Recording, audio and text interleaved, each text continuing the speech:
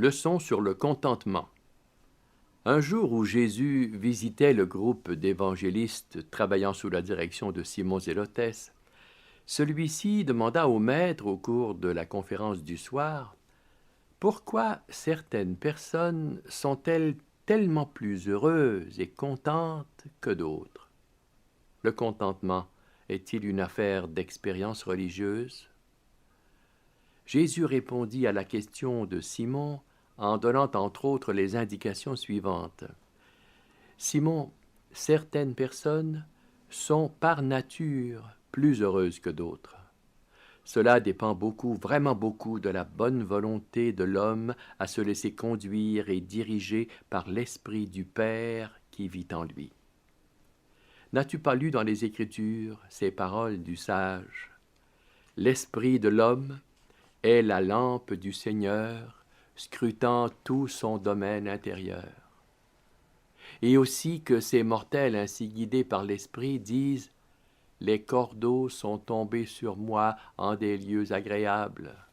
Oui, un bon héritage m'est échu. » Le peu que possède un juste vaut mieux que les richesses de beaucoup de méchants, car un homme de bien tirera sa satisfaction de lui-même.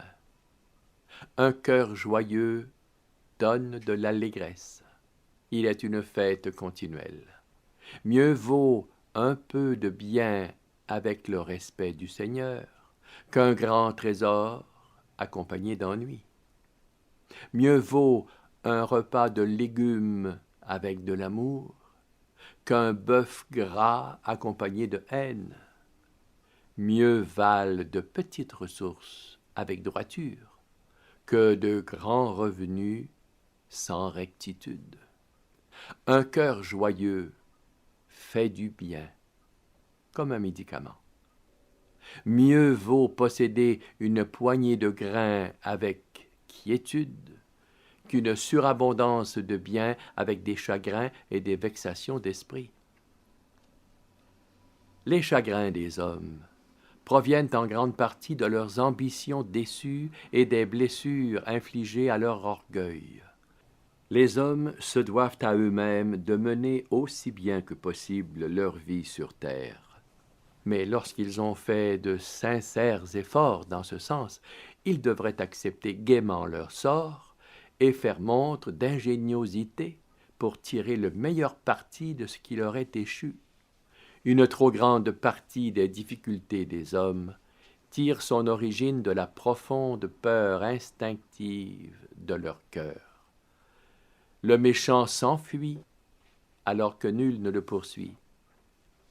Les méchants ressemblent à une mer agitée, car elle ne peut se reposer, mais ses eaux rejettent de la boue et de la vase. Il n'y a pas de paix, dit Dieu, pour les méchants.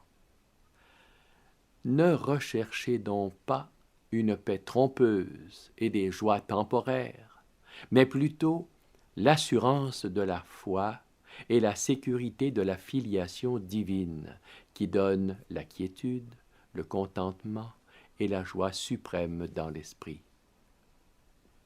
Jésus ne considérait guère ce monde comme une vallée de larmes, mais plutôt comme la vallée de création des âmes, la sphère natale des esprits éternels et immortels destinés à monter au paradis.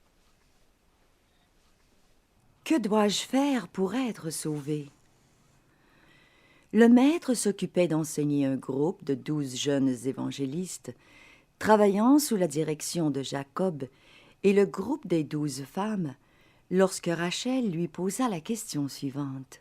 « Maître, que devons-nous répondre lorsqu'une femme nous demande « Que dois-je faire pour être sauvé ?» Quand Jésus entendit cette question, il répondit « Quand des hommes et des femmes vous demanderont ce qu'il faut faire pour être sauvés, vous répondrez « Croyez à cet évangile du royaume, acceptez le pardon divin. Reconnaissez par la foi l'esprit intérieur de Dieu dont l'acceptation vous rend fils de Dieu. N'avez-vous pas lu dans les Écritures les passages disant Ma justice et ma force résident dans le Seigneur. Et aussi ceux où le Père dit, ma justice est proche, mon salut est manifesté, et mes bras entoureront mon peuple. Mon âme se réjouira de l'amour de mon Dieu, car il m'a revêtu des vêtements du salut et m'a couvert de la tunique de sa droiture. N'avez-vous pas également lu que l'on appellera le Père le Seigneur de notre droiture? Enlevez les haillons du pharisaïsme et revêtez mon fils de la robe de la justice divine et du salut éternel. Il est perpétuellement vrai que le juste vivra par sa foi. L'entrée dans le royaume du Père est entièrement libre, mais le progrès, la croissance en grâce, est indispensable pour y rester. Le salut est le don du Père, et il est révélé par ses fils. Son acceptation de votre part, par la foi, fait de vous un participant de la nature divine, un fils ou une fille de Dieu. Par la foi, vous êtes justifiés. Par la foi, vous êtes sauvés. Et par cette même foi, vous avancez éternellement dans le chemin de la perfection progressive et divine. Abraham fut justifié par la foi et rendu conscient du salut par les enseignements de Melchizedek. Tout au long des âges, cette même foi a sauvé les fils des hommes, mais aujourd'hui, un fils est venu du Père pour rendre le salut plus réel et plus acceptable.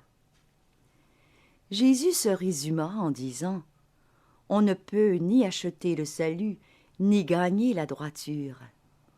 Le salut est le don de Dieu, et la droiture est le fruit naturel de la vie née d'esprit, vie de filiation dans le royaume. Vous ne serez pas sauvés pour avoir vécu une vie de droiture. Si vous la vivez, c'est plutôt parce que vous avez déjà été sauvés, parce que vous avez reconnu la filiation comme le don de Dieu et le service dans le royaume comme le délice suprême de la vie terrestre. Quand les hommes croient à cet évangile, qui est une révélation de la bonté de Dieu, ils sont amenés à se repentir volontairement de tous les péchés connus. La réalisation de la filiation est incompatible avec le désir de pécher. Ceux qui croient au royaume ont faim de droiture et soif de perfection divine.